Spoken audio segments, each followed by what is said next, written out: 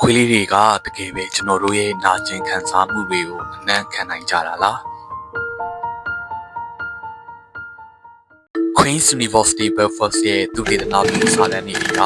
ကျွန်တော်တို့တွေနာကျင်တဲ့အခါဒါမှမဟုတ်စိတ်ဖိစီးတဲ့အခါခန္ဓာကိုယ်ထဲမှာကော်တီဇောလိုဟော်မုန်းတွေပြောင်းလဲသွားပြီးတော့အသက်ရှူတဲ့အခါလေနဲ့ရွှေတွေကနေတဆင့် VOC လို့ခေါ်တဲ့ဓာတုမော်လီကျူလေးတွေထွက်လာပါတယ်ဒီနေရာမှာခွေးလေးတွေရဲ့နှာခေါင်းအလိုလိုပုံကအရန်ဆန်းကျယ်လွန်လာပါတယ်သူတို့ရဲ့အကောင့်ထဲမှာ Jacobson organ ဆိုတဲ့အထူးရည်တာစနစ်ကြီးတစ်ခုပါပါတယ်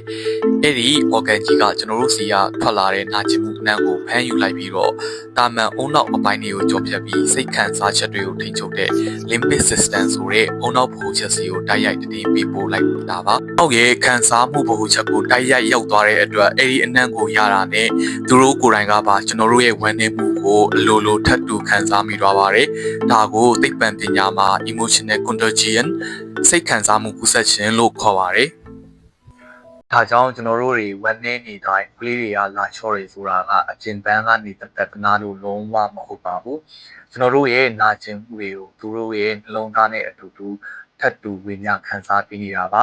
ကဲကိုအင်အားကလေးရောကိုဝမ်းနည်းနေတဲ့အချိန်မှာဘယ်လိုလာချော့လေးရှိလဲဆိုတာကိုပုံမှန်မှာပြပြပြီးတော့ပါအောင်ခင်ဗျာအားလုံးကျေးဇူးတင်ပါတယ်နောက်ဗီဒီယိုမှာပြန်လည်တွေ့ကြမယ် bye bye